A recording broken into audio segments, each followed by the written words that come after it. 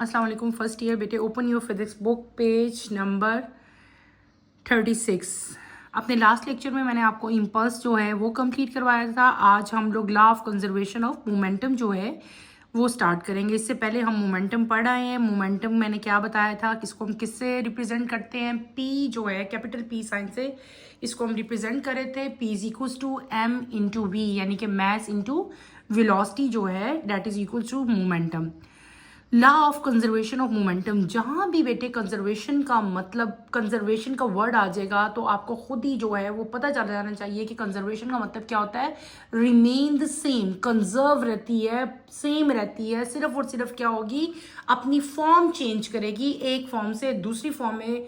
वो जिसके बारे में हम पढ़े होंगे वो चेंज हो जाएगी, लेकिन क्या होगा, वो कांस्टेंट रहेगी। वो चाहे law of conservation of energy हो, वो चाहे law of conservation of momentum हो, क्या होगा कि टोटल मोमेंटम जो है दैट रिमेन द कांस्टेंट। ये बात आपने हमेशा याद रखनी है। Let's start with the reading, then इंशाल्लाह मैं आपको साथ साथ जो है वो एक्सप्लेन करती जाऊंगी। Law of conservation of momentum. Let us consider an isolated system. It is a system on which no external agency exert any force. For example, the molecule of a gas enclosed in a glass vessel at constant temperature constitute an isolated system. The molecules can collide with one another because of their random motion, but being enclosed by a glass vessel, no external agency can exert a force on them. Consider an isolated system of two smooth, hard, interacting balls of masses m1 and m2 moving along the same straight line in the same direction with velocity v1 and v2 respectively.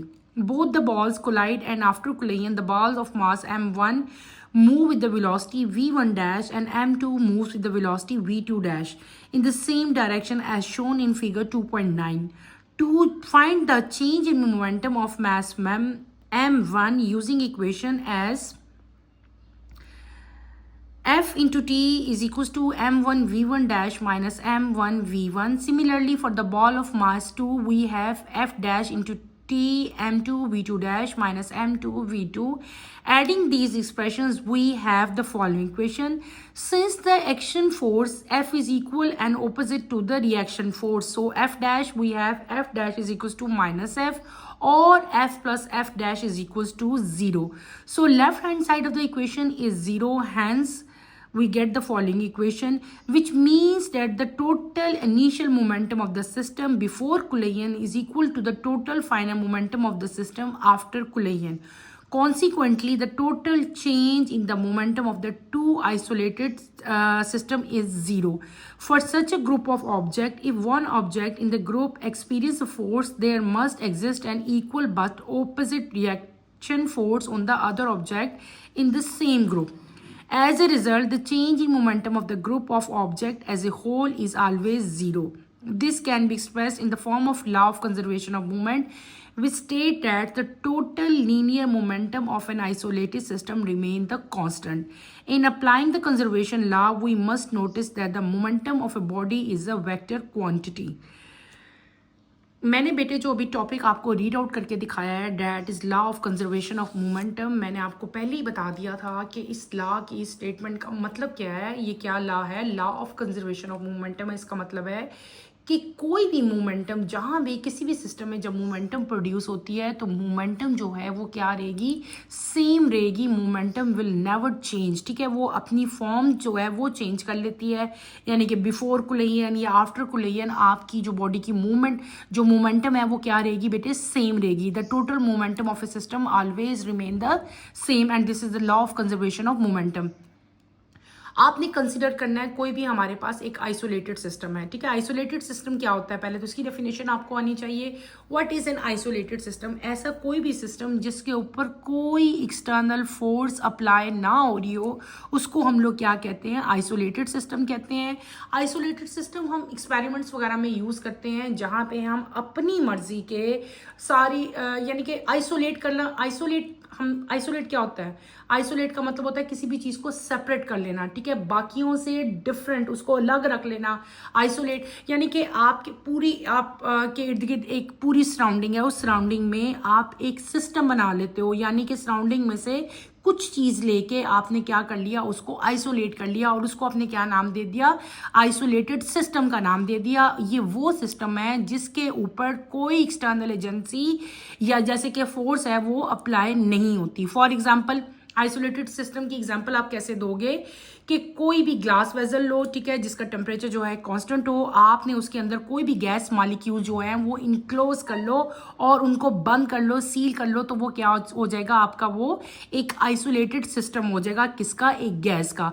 Gas के molecules हमेशा एक दूसरे के साथ क्या करते हैं, एक रैंडम मोशन में होते हैं। रैंडम मोशन में जब वो होंगे तो वो मूव करते करते एक दूसरे के साथ क्या करते जाएंगे, कोलाइड करेंगे। या तो वो एक दूसरे के साथ कोलाइड करेंगे या वो उस कंटेनर के साथ कोलाइड करेंगे जिसके अंदर उनको आपने इनक्लोज किया हो गया। लेकिन क्योंकि ये एक इनक्लोज सिस्टम है, ये एक आइसोलेटेड सिस्टम है, इसके ऊपर कोई भी एक्सटर्नल फोर्स जो है वो अप्लाई नहीं होगी, ठीक है। इसी चीज़ को आगे फर्दर लेके जो है हम लोग एक्सपेरिमेंट करेंगे और पूरी की पूरी जो है law of conservation of momentum जो है उसकी इक्वेशन को डराइव करेंगे। कंसीडर एन आइसोलेटेड सिस्टम, आपने कोई भी आइसोलेटेड सिस्टम जो है उसको कंसीडर करना है। आप कंसीडर करो कि आपके पास दो बॉल्स हैं, ठीक है, दो स्मूथ बॉल्स हैं। मैंने आपको क्या कहा, कंसीडर टू बॉल्स। एक बॉल जो है उसका मास क्या है, m1, ठीक है। मैंने क्या कहा, कोई भी दो स्मूथ बॉल्स, 1 2, कोई भी दो बॉल्स हमने ली। एक बॉल को हमने क्या नाम दे दिया, m1, यानी कि उसका मास क्या है, m1 है। दूसरी को हमने क्या कह दिया, m2 कह दिया। क्लियर हो गया। ये दोनों बॉल्स जो हैं m1 एंड m2 जो है दे move along the same straight line with velocity v1 and v2।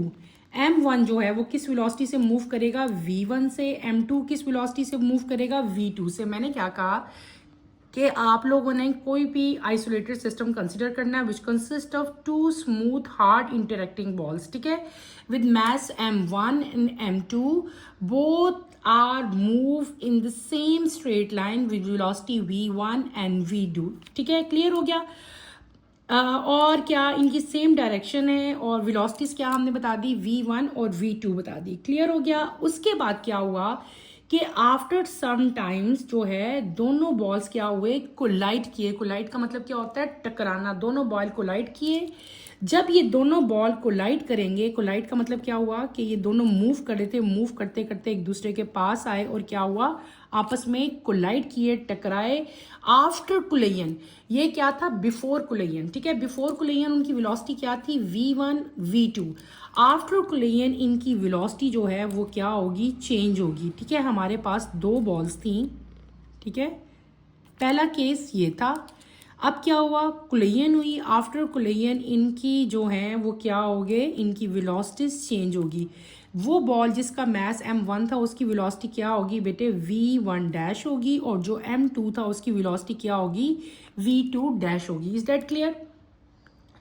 अब हम क्या करेंगे, अब हम इन दोनों के अंदर क्या देखेंगे, हम देखेंगे कि इनके अंदर चेंज इन मोमेंटम हुआ है। चेंज इन मोमेंटम क्यों हुआ, क्योंकि ये दोनों एक दूसरे के साथ कोलाइड की। कोलाइड करने के बाद क्या हुआ, इनकी वेलोसिटी चेंज होगी। इसका मतलब है इनकी मोमेंटम भी जो है वो चेंज होगी। हमने मोमेंटम, आपकी दो तरह की मोमेंटम होगी। एक मोमेंटम वो जो मास 1 में प्रोड्यूस हो रही है, एक मोमेंटम वो जो m2 में प्रोड्यूस हो रही है। पहले हम मोमेंटम लिखेंगे फॉर मास 1। आप यहाँ पे क्या लिखोगे, फॉर मास 1 के लिए हम मोमेंटम कैसे लिखेंगे, मोमेंटम उसको आप कैसे रिप्रेजेंट करोगे, F into T is equals to m1 v1 dash minus m1 v1। Clear हो गया। ये क्या है, ये मोमेंटम है for mass m1 before and after collision. अब हम लोग किसके लिए कर लेंगे, फॉर मास m2। m2 के लिए अगर मोमेंटम आप लोग लिखोगे तो वो कैसे लिखोगे बेटे, वो हम कर लेंगे f मल्टीप्लाई बाय t। लेकिन ये कौन सी f होगी, ये होगी f डैश, ठीक है। तो ये क्या हो जाएगी आपकी, ये हो जाएगी m2 v2 dash minus m2 v2। Clear है। ये किसके लिए है, फॉर मास 2 के लिए। ये किसके लिए, फॉर मास 1 के लिए हमने लिख ली। Is date clear. अब आपने क्या करना है, इन दोनों इक्वेशंस को आप लोग ऐड कर लो, कंबाइन कर लो। हम क्या करेंगे, ये भी t है, ये भी t है, t और t को मैं क्या कर लूँगी, कॉमन ले लूँगी, और दोनों फोर्सेस को मैं क्या कर लूँगी, ऐड कर लूँगी। f plus F dash into T, दोनों टी थे, मैंने क्या कर लिया, कॉमन ले लिया। अब मैं क्या करूँगी, m1 v1 dash minus m1 v1, ये फर्स्ट इक्वेशन मेरी। इसमें मैं क्या करूँगी, सेकंड इक्वेशन जो है वो अपनी ऐड करूँगी, m2 v2 dash minus m2 v2। Clear है बेटे यहाँ तक? अब क्या होगा कि आपको पता है कि क्या था कि फोर्स जो थी दोनों एक्शन और रिएक्शन फोर्सेस थी, यानी कि फोर्स जो थी वो इक्वल भी थी और ऑपोजिट भी थी। इनकी आफ्टर कोलिजन ये चेंज होगी थी ना, इनकी डायरेक्शन, इनकी वेलोसिटी चेंज होगी थी, तो फोर्स जो है वो क्या होगी, द एक्शन भी हो रहा है और साथ ही क्या हो रहा है, रिएक्शन भी हो रहा है। यानी कि फोर्स जो है वो इक्वल भी है और ऑपोजिट भी है। यानी कि हम थर्ड लॉ न्यूटन का पढ़ रहे हैं, every action has an equal and opposite reaction. ठीक है, तो एक्शन फोर्स एफ है और जो उसका रिएक्शन फोर्स है वो क्या है, एफ डैश है। तो एफ डैश जो है बेटे वो किसके इक्वल होगी, वो होगी माइनस एफ के इक्वल। ठीक है, या इसको हम ऐसे भी लिख सकते हैं, एफ प्लस एफ डैश, दोनों तरह से लिख लो। अगर ये यहाँ पे आएगा तो यहाँ पे माइनस आके प्लस में चेंज हो जाएगा ना, ये वही हुआ। और एफ प्लस एफ डैश जो है वो किसके इक्वल होगा, वो होगा जीरो के इक्वल। ठीक है, ये बात आपने याद रखनी है। अगर मैं इसकी वैल्यू यहाँ पे, ये इसकी वैल्यू क्या लगाऊं, अगर मैं जीरो लगाऊं यहाँ पे, ठीक है, इसकी वैल्यू जीरो लगाऊंगी और जीरो को टी से मल्टीप्लाई, किसी भी चीज को जीरो से मल्टीप्लाई करें तो जीरो ही आता है ना, जीरो इंटू टी तो जीरो ही हो गया। यहाँ पे मैंने जीरो लगा लिया। आपकी इक्वेशन क्या रह जाएगी, m1v1 डैश माइनस m1v1, साथ क्या आ जाएगा, plus m2v2 dash minus m2v2। ठीक है, अच्छा ये भी हम कह सकते हैं कि जो change in momentum first ball का है और जो मोमेंटम उसको जब हम प्लस करेंगे momentum of the second ball, इन दोनों को जब हम ऐड करें तो वो किसके इक्वल आएगा, वो जीरो के इक्वल आएगा। किसके इक्वल आएगा, जीरो के इक्वल। इस इक्वेशन के मुताबिक तो इसका ये मतलब हुआ ना कि momentum of first ball plus momentum of second ball किसके इक्वल हैं, जीरो के इक्वल हैं। ठीक है, और अगर इसको मैं इक्वेशन को रीअरेंज कर दूं तो इसको मैं ऐसे भी तो राइट कर सकती हूँ ना बेटे, m1 v1 plus m2 v2 dash. ठीक है, एक ये, और यहाँ पे मैं ये भी तो राइट कर सकती हूँ v1 प्लस v2, ये, या इसको और भी रीअरेंज कर लो आप लोग, इसको पहले ले आओ, m1 v1 plus m2 v2 is equals to m1 v1 dash plus m2 v2 dash. ये कौन सी मोमेंटम है, ये वो मोमेंटम है जो बिफोर कोलिजन है, और ये कौन सी मोमेंटम है जो कि आफ्टर कोलिजन है। इस इक्वेशन को अगर आप लोग देखो तो इस इक्वेशन से हमें ये चीज़ पता चलती है कि total momentum of the system before collision is equals to total momentum of the system after collision. Collision के पहले जो मोमेंटम थी और कोलिजन के बाद जो मोमेंटम थी वो दोनों क्या है, वो दोनों सेम है। यानी कि total momentum of the system always remain the constant. ये पूरी हमने डेरिवेशन जो है वो, ये जो हमने लॉ पढ़ा अभी, law of conservation of momentum, उसको हमने जो है उसकी एग्जाम्पल ली। एग्जाम्पल के बाद मैंने पूरा का पूरा वो लॉ आपको ड्राइव करके बेटे दिखाया। आपने एज इट इज़ जो है इसकी डेरिवेशन करनी है और इसे कंप्लीट करना है। ठीक है, ये क्या हो गया, ये हमारा लॉ जो है वो कंप्लीट हो गया। इस लॉ का मतलब यही है कि initial momentum of the system before collision and after collision जो है वो क्या रहता है बेटे, सेम रहता है। ठीक है, इसी तरह कोई भी ऑब्जेक्ट जो है जब इस तरह equal and opposite reaction show करेगा या सेम और जो है आपकी फोर्स होगी, लेकिन अगर उसकी डायरेक्शन ऑपोजिट होगी तो टोटल मोमेंटम जो है वो हमेशा क्या रहती है, वो सेम रहती है, और टोटल फोर्स जो है वो क्या होती है, इन दैट केस जीरो होती है। ठीक है, तो इन द एंड हमारी स्टेटमेंट क्या बन जाती है मोमेंटम की, the total linear momentum of an isolated system remain the constant, वो हमेशा कांस्टेंट रहती है। पहले भी आपको मैंने जब मोमेंटम पढ़ाया था तो मैंने आपको बताया था कि मोमेंटम जो है वो एक वेक्टर क्वांटिटी है, तो इसमें भी यही आपको आगे शो किया हुआ है कि momentum of the body is always a vector quantity.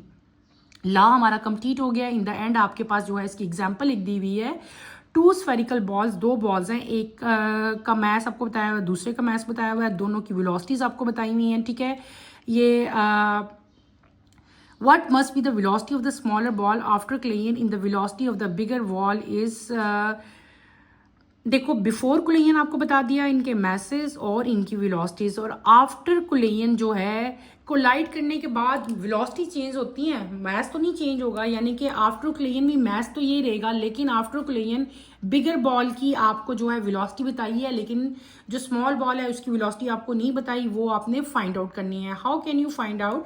आप क्या करोगे, आपके पास m1 और m2 दिया हुआ है। m1 आपको क्या दिया हुआ है? 2 दिया हुआ है बेटे। m2 क्या दिया आपको? 3 दिया हुआ है। ए की वेलोसिटी 6 दी हुई है, ए की वेलोसिटी 4 दी है। पहले तो सिंपल इक्वेशन आप m1 v1 plus m2 v2 find, सारी आपके इसका डाटा है वो पुट करो, तो इनको ऐड अप करो तो आपकी वैल्यू आएगी। नेक्स्ट पे आप लोग अगर चलोगे तो हम लोग क्या करेंगे, आफ्टर कुलेयन अब फाइंड आउट करेंगे वही कुछ, ठीक है। हमारे पास m1 v1 था इसकी, लेकिन यहाँ पे v1 नहीं है, v2 है, ठीक है। आपने v1 की वैल्यू ही सारा कुछ करने से निकाल देनी है। Law of conservation of momentum के मुताबिक क्या होता है कि बिफोर क्लेयन एंड आफ्टर क्लेयन सिस्टम जो है वो सेम रहेगा, दोनों की वैल्यूज पुट करोगे तो आपके पास जो है वो क्या आ जाएगी, v1 की वैल्यू आ जाएगी। क्लियर हो गया? इस तरह आपने ये न्यूमेरिकल अपना जो है वो कंप्लीट कर लेना है। यहाँ पे बेटे दो इंपॉर्टेंट इन्फॉर्मेशन लिखी हुई है, ये भी हम पढ़ लेते हैं। When a moving car stop quickly the passenger move forward toward the windshield, seat belts change the force of motion and prevent the passenger from moving, thus the chance of injury is greatly reduced। ठीक है, इसमें यह है कि जब आपकी गाड़ी जो है एकदम क्विक, मतलब जब मूव करी हो एक स्पीड के साथ, एक वेलोसिटी के साथ मूव करती है, और अचानक से जो है अगर वो रुके तो क्या होता है कि पैसेंजर जो हैं वो फॉरवर्ड विंड स्क्रीन की तरफ आके गिरते हैं। लेकिन अगर उन्होंने सीट बेल्ट लगाई हो तो क्या होता है कि मोशन की फोर्स जो है वो चेंज हो जाती है, जिसकी वजह से पैसेंजर जो है वो विंड शील्ड पे आके नहीं गिरता, और जो चांसेस हैं इंजरी के वो क्या हो जाते हैं, रिड्यूस हो जाते हैं। क्लियर हो गया? नेक्स्ट इसी तरह आपको एक और सेफ्टी भी मेजर भी बता दिया है। अब motorcycle safety helmet is padded so as to extend the time of collision to prevent serious injury. यानी कि जो मोटरसाइकिल जो ड्राइव करते हैं, आपको पता है कि क्या हेलमेट पहनते हैं, हेलमेट के अंदर पैडेड होता है, यानी कि फोम की शीट होती है।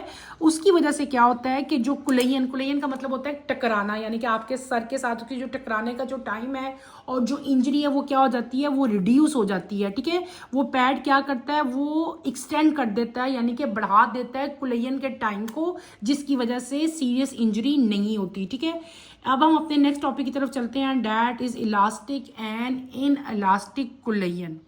Elastic and in elastic कुलेयन।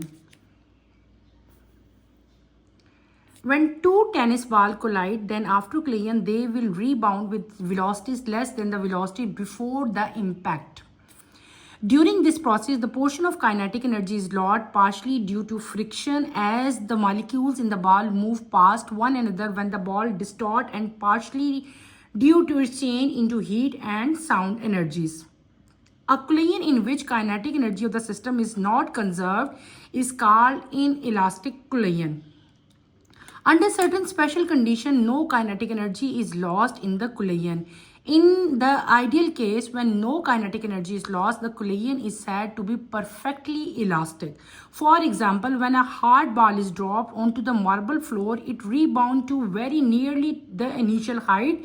It loses negligible amount of energy in the collision with the floor. It is to be noted that the momentum and total energy are conserved in all types of collision. However, the kinetic energy is conserved only in elastic collision. बेटे जब दो tennis ball तो आप सबने देखे हुए हैं, जब दो टेनिस बॉल आपस में कोलाइड करते हैं तो आफ्टर कोलिजन दे उनकी जो ओरिजिनल वेलोसिटीज होती है वो दोबारा रीबाउंड कर लेते हैं और उसी वेलोसिटी पे आ जाते हैं जो कि बिफोर इम्पैक्ट उनकी वेलोसिटी, यानी कि उनकी वेलोसिटी जो है वो क्या होगी, वो सेम ही रहेगी, उसमें ऑलमोस्ट कोई पॉइंट्स का समथिंग डिफरेंस आएगा, यानी कि उनकी वेलोसिटी जो है वो वैसी ही जो है दोबारा हो जाती है। इस प्रोसेस में क्या होता है कि काइनेटिक एनर्जी का कुछ पोर्शन जो है वो लॉस्ट होता है ड्यू टू फ्रिक्शन। जैसे ही मॉलिक्यूल्स जो बॉल जो हैं वो दोबारा अपनी पोजीशन पे वापस आते हैं, ठीक है, और तो उसमें जो है थोड़ा सा चेंज आता है, that is into heat and sound energies, यानी कि टोटल काइनेटिक एनर्जी पूरी की पूरी लॉस्ट नहीं होती, सिर्फ और सिर्फ काइनेटिक एनर्जी का कुछ पार्ट लॉस्ट होता है। इस काइनेटिक एनर्जी के लॉस्ट होने की बेसिस में हमने क्या कर दिया, कोलिजन को दो मेन कैटेगरीज में डिवाइड कर दिया। एक होती हैं इलास्टिक कुलेयन बेटे और एक होती हैं इन इलास्टिक कुलेयन। वो कुलेयन जिसमें काइनेटिक एनर्जी जो है इज नॉट कंजर्व, ठीक है, काइनेटिक एनर्जी कंजर्व नहीं होती, सेम नहीं रहती, उसको हम लोग क्या कहते हैं, इन इलास्टिक कुलेयन कहते हैं। यानी कि काइनेटिक एनर्जी जो है कंजर्व नहीं हुई, यानी कि सेम नहीं रही। क्या मैंने कह दिया, वो collision, a collision in which kinetic energy of the system is not conserved, kinetic energy system की कंजर्व नहीं हुई। आपने क्या लिखना है, नॉट कंजर्व्ड वर्ड यूज करना है। तो ऐसी कुलेयन को हम लोग क्या कहते हैं, इन इलास्टिक कुलेयन कहते हैं। अंडर स्पेशल केसेस, यानी कि कुछ ऐसे स्पेशल कंडीशंस हैं जिनमें काइनेटिक एनर्जी का लॉस नहीं होता, नहीं तो काइनेटिक एनर्जी का लॉस्ट होता है हर तरह की कुलेयन में।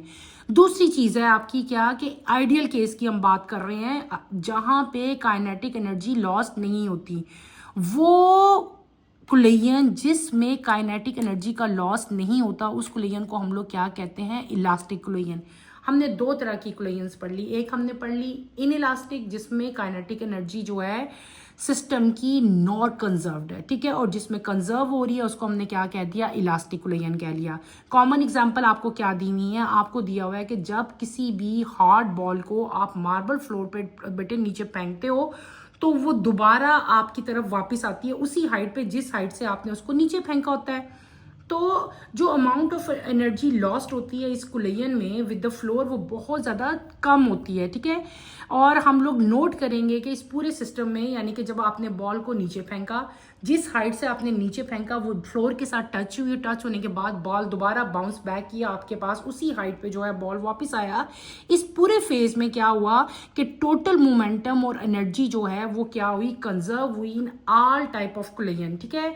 और काइनेटिक एनर्जी जो है वो सिर्फ और सिर्फ इलास्टिक कुलेयन में कंजर्व होती है, इन इलास्टिक में कंजर्व नहीं होती, जबकि मोमेंटम और टोटल एनर्जी जो है वो तमाम की तमाम कुलेयन में कंजर्व होती है। ये बल्कि आपका पेपर में जो है ये डिफरेंस भी आ सकता है, what is the difference between जो है kinetic energy and momentum and total energy. तो आपने बताना है कि during in any type of collision जो मोमेंटम और टोटल एनर्जी जो है वो क्या रहती है, सेम रहती है, कंजर्व रहती है इन एनी कुलेयन। और जो काइनेटिक एनर्जी है ये क्या होती है कि is conserve only in elastic collision, in elastic collision में इट इज नॉट कंजर्व्ड। ये आपने बात याद रखनी है। नेक्स्ट हम चलते हैं elastic collision in one dimension. हम आज पढ़ेंगे कि अगर एक ही डायमेंशन आपके पास हो तो आपकी इलास्टिक कुलेयन जो है वो कैसी होगी। इलास्टिक कुलेयन के बारे में हम पढ़ेंगे। इलास्टिक कुलेयन कौन सी थी, वो कुलेयन बेटे जिसमें काइनेटिक एनर्जी लॉस नहीं होती, ठीक है। when no kinetic energy is lost, the collision is said to be perfectly elastic, हमने अभी पढ़ा था। Consider two small non-rotating ball of mass m1 and m2 moving initially with velocity v1 and v2 respectively in the same direction. They collide and after collision they move along the same straight line without rotation. Let their velocities after the collision is v1 and v2 respectively as shown in figure 2.10. We take the positive direction of the velocity and momentum to the right by applying the law of conservation of momentum. We have हमने law apply किया, as the collision is elastic so the kinetic energy is conserved. From the conservation of kinetic energy we have, हमारे पास ये सारी equations आई हैं, ये मैं आपको अभी बेटे डिराइव करके दिखाती हूँ। We know that before collision v1 minus v2 is the velocity of the first bar relative to the second ball. Similarly, v1 v2 dash is the relatively velocity of the first ball relative to the second ball after collision. It means that the relative velocity before and after collision has the same magnitude but are reserved after the collision. In other words, the magnitude of relative velocity of approach is equal to the magnitude of relative velocity of separation. In the end हमारे पास जो है v1 और v2 की जो equations हैं वो क्या आएंगी, वो आपको मैं अभी बेटे सारी इक्वेशन डिराइव करूंगी और साथ साथ हम इसको एक्सप्लेन करेंगे। क्लियर हो गया। हम आते हैं अपनी इक्वेशन की तरफ और मैं आपको भी जो है वो सारी इक्वेशन डिराइव करवाऊंगी। हम क्या पढ़ रहे हैं, हम पढ़ रहे हैं elastic collision in one dimension. आपने कंसिडर करना है, consider two small smooth balls, ठीक है। आप कंसिडर करें कि आपके पास कोई से दो जो है स्मूथ बॉल्स हैं, ठीक है। एक का मैस है आपके पास m1 और एक का मैस आपके पास क्या है बेटे m2। क्या मैंने कहा कि आप कंसिडर करो कि आपके पास दो बॉल्स हैं, ठीक है। एक का मास क्या है आपका m1 है, एक का मास क्या है बेटे m2 है। दोनों जो है वो वेलोसिटी के साथ मूव कर रहे हैं, ठीक है, इन द सेम डायरेक्शन। इसकी वेलोसिटी क्या है v1 है, इसकी वेलोसिटी क्या है v2 है, ठीक है। मैंने क्या कह दिया, consider two smooth balls of mass m1 and m2 moving with initial velocity v1 and v2 respectively। Clear हो गया, इन the same direction after collision, ठीक है। ये दोनों एक दूसरे के साथ कोलाइड किए और they collide and after collision they move along the same straight line without rotation. Rotation के बगैर ही वो उसी कोलाइड करने के बाद वो उसी स्ट्रेट लाइन में जो है वो मूव कर रहे हैं और आफ्टर कोलिजन इनकी जो वेलोसिटीज हैं वो क्या होगी, वो चेंज होगी, ठीक है। एक आपका मैस 1 था और एक क्या था आपका मैस 2 का। दोनों के मैसेज जो हैं वो क्या रहे, वो सेम रहे बेटे, m1 और v1 रहा। इसकी velocity after collision v1 dash होगी है और इसकी क्या होगी है v2 डैश होगी। डायरेक्शन इन दोनों की अभी भी सेम ही रहेगी, ठीक है।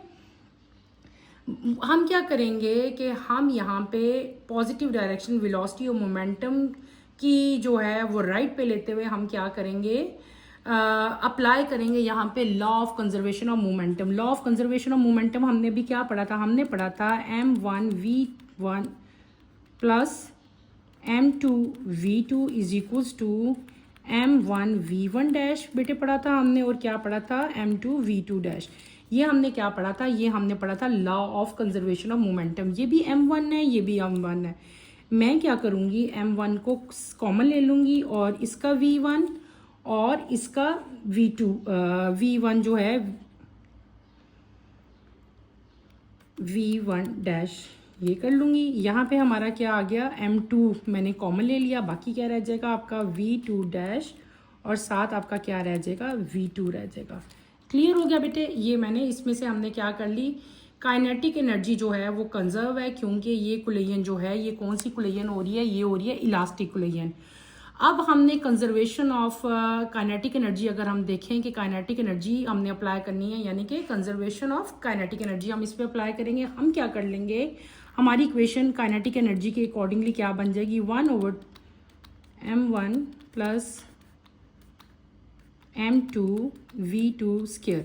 ये फर्स्ट, ये जो लॉ ऑफ मोमेंटम है इसी को law of kinetic energy, conservation of kinetic energy में कन्वर्ट कर रही हूँ। काइनेटिक एनर्जी क्या होती थी, 1/2mv स्क्वायर है ना, 1/2mv स्क्वायर, 1/2। ये बिफोर कोलिजन, ये आफ्टर कोलिजन। अब मैं सिर्फ और सिर्फ इसको क्या कर रही हूँ, काइनेटिक एनर्जी में कन्वर्ट कर रही हूँ इस लॉ को, ठीक है। सेम यहाँ पे भी आप लोग क्या लिखोगे, 1/2m1v1 यही चीज़, ठीक है, प्लस क्या आ जाएगा,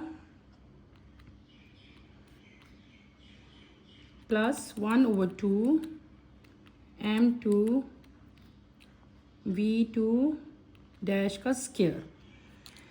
और या इसको हम ऐसे भी लिख सकते हैं बेटे, हम इसको ऐसे लिख सकते हैं m1v1 square minus is equals to m2, यहाँ पे हमने कॉमन ले लिया, v2 dash square minus v2।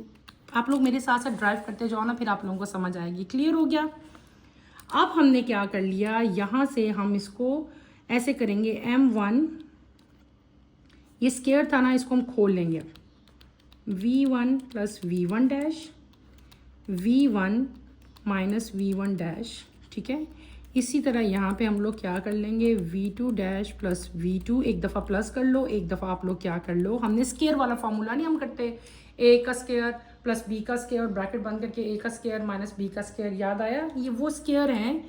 तो हम इसको ओपन कर रहे हैं, ठीक है, इसको आप खोल रहे हो, ये क्या आ जाएगा, v2 dash minus v2। Clear हो गया। अब आपके पास ये दो इक्वेशंस आ गई, ये वाली इक्वेशन है आपकी और एक आपकी स्टार्ट वाली इक्वेशन आई थी, ठीक है। स्टार्ट वाली इक्वेशन कौन सी आई थी, ये वाली। सपोज करो ये इक्वेशन आपकी है, एक ये इक्वेशन है, इक्वेशन 1 कह देती हूँ इसको मैं। एक ये कौन सी इक्वेशन आ गई, इक्वेशन 2 आ गई, ठीक है। आपने क्या करना है, इक्वेशन को डिवाइड कर लेना, 1 को बाय 2, डिवाइड इक्वेशन 1 बाय 2। हम क्या लिखेंगे, 1 डिवाइडेड बाय 2। इक्वेशन 1 को आपने इक्वेशन 2 से डिवाइड करना है। जब आप डिवाइड करोगे दोनों इक्वेशंस को तो आपके पास इन द एंड बेटे क्या चीज़ आएगी, आपके पास आएगा v1 plus v1 dash is equals to v2 dash plus v2 आएगा। और आपके पास इसको हम ऐसे भी कह सकते हैं कि हमारी क्या चीज़ आ जाएगी, v1 minus v2 is equals to v2 dash minus v1 dash, या क्या ये दोनों किसके इक्वल हो जाएंगी, ये इक्वल हो जाएंगी minus v1 dash minus v2 dash. ठीक है, ये इसके इक्वल हो जाएंगी। क्लियर हो गया। क्या किया मैंने, इक्वेशन 1 को इक्वेशन 2 के साथ ड्राइव किया, आपकी ये वाली इक्वेशन आ गई। इस इक्वेशन को हम लोग क्या कर लेंगे, इक्वेशन नंबर 3 सपोज कर लेंगे। ये हमारी कौन सी इक्वेशन होगी बेटे, इक्वेशन 3 होगी। ये जो आपने अभी ये जो हमारी v1 v2 है ना, ये बेटे कुलेयन है बिफोर कुलेयन। ठीक है, किसकी, फर्स्ट बॉल की। ठीक है, और जो दूसरी आपकी चीज़ आई है ये जो चीज़ है v2, ये वाली चीज़ जो है, ये मैंने क्या बता दिया, ये है कुलेयन बिफोर कुलेयन। ठीक है, वेलोसिटी है फर्स्ट बॉल की relative to the second ball. ठीक है, और ये जो चीज़ आपकी अभी आई है, ये क्या है, ये velocity of the first ball relative to the second ball after collision है। ये बिफोर कुलेयन है, ये क्या है, ये आफ्टर कुलेयन वेलोसिटी आपको बताई हुई है। ठीक है, इसका मतलब क्या हुआ कि जो रिलेटिव वेलोसिटीज हैं बिफोर कुलेयन एंड आफ्टर कुलेयन, वो क्या है, उनका मैग्नीट्यूड सेम है, लेकिन ये दोनों जो हैं रिवर्स्ड हो जाती हैं आफ्टर कुलेयन। क्लियर हो गया। अच्छा, अब अगर मैं इक्वेशन नंबर जो हमारी फर्स्ट इक्वेशन थी और सेकंड इक्वेशन है, ठीक है, फर्स्ट और सेकंड इक्वेशन को m1 v1 और जो v2 है, ये हमारे पास अगर नॉन क्वांटिटीज हों तो हम इन इक्वेशंस को कैसे सॉल्व करेंगे बेटे। आप क्या करोगे, आपकी इक्वेशन क्या बन जाएगी, अगर मैंने आपको कहा कि आप v1 डैश की वैल्यू मुझे बताओ तो आप कैसे बताओगे। v1 डैश किसके इक्वल होगा, m1 minus m2 divided by m1 plus m2 v1 plus 2 m2 m1 plus m2 v2। ये क्या, किस चीज़ की वैल्यू मैंने लिख दी, v1 डैश की। किसकी वैल्यू लिखी, v1 डैश की। इसी तरह अगर आपका v2 डैश हो तो बेटे फिर आपकी इक्वेशन क्या होगी, फिर आपकी इक्वेशन हो जाएगी ये वाली चीज़ जो है, ये 2m1 हो जाएगी, बाकी एज इट इज़ ही रहेगी m1 प्लस m2। यहाँ पे v2 था, यहाँ पे क्या आ जाएगा, v1 आ जाएगा। ठीक है, साथ आपके ये हो जाएगा, लेकिन ये इसका रिवर्स हो जाएगा, m2 माइनस m1 हो जाएगा divided by m1 plus m2, और यहाँ पे क्या आ जाएगा, यहाँ पे v1 था, यहाँ पे क्या आएगा बेटे, v2 हो जाएगा। ठीक है, क्लियर हो गया। ये क्या चीज़ होगी, ये आपकी हमारे जब हमने दो इक्वेशन, जो इक्वेशन नंबर 1 और 2 थी आपकी, जब आपने इन इक्वेशंस में m1 m2 v1 and v2 अगर आपके पास नॉन क्वांटिटीज थी, आपको पता था, तो हम इस इक्वेशन को कैसे सॉल्व करेंगे, v1 डैश और v2 जो अगर हमारे पास अननोन हो तो हम वो कैसे फाइंड आउट करेंगे। तो मैंने आपको वो इक्वेशंस जो है वो बता दिए, रिजल्ट बता दिए कि आपने ये इक्वेशंस कैसे जो है ये इनकी वैल्यूज फाइंड करनी है। ठीक है, अब आपका ये यहाँ तक ही हमने आज किया। इसके बाद हमारे पास कुछ स्पेशल केसेस आएंगे कुलेयन के अगर आपका मैथ जो है m1 m2 के इक्वल हो तब क्या होगा, अगर m1 जो है वो m2 से बड़ा होगा, अगर m2 m1 से जो है वो छोटा होगा तो क्या होगा। ये सारे स्पेशल केसेस जो हैं इंशाल्लाह हम अपने कमिंग लेक्चर में कंप्लीट करेंगे। आज के लेक्चर में बस आपने बेटे इसी को कंप्लीट करना है। मैंने आपको क्या पढ़ाया, हमने आज एक नई चीज़ स्टार्ट की, डैट इज कुलेयन। ठीक है, कुलेयन कौन सी, इलास्टिक एंड इन इलास्टिक कुलेयन हमने पढ़ी थी। इन इलास्टिक कुलेयन वो थी जिसमें काइनेटिक एनर्जी सिस्टम की बेटे नॉट कंजर्व। ठीक है, और उसके ऑपोजिट वो सिस्टम जिसमें काइनेटिक एनर्जी का लॉस नहीं होता, उसको हम लोग क्या कहते हैं, इलास्टिक कहते हैं। जिसमें काइनेटिक एनर्जी का लॉस होता है उसको हम लोग क्या कहते हैं, इन इलास्टिक कुलेयन कहते हैं। फिर हमने क्या किया, elastic collision in one dimension जो है मैंने आपको सारा समझाया। ठीक है, ये दो बॉल्स थी m1 और m2 जो कि सेम डायरेक्शन में v1 और v2 के साथ मूव कर रही थी। आफ्टर कुलेयन उनकी डायरेक्शन वही रही थी, लेकिन उनकी वेलोसिटीज चेंज हो गई थी। हमने उसके ऊपर क्या अप्लाई किया था, law of conservation of momentum. उसके बाद हमने क्या अप्लाई किया था, law of conservation of kinetic energy apply किया था, और काइनेटिक एनर्जी अप्लाई करने के बाद हमने इसको डराइव किया।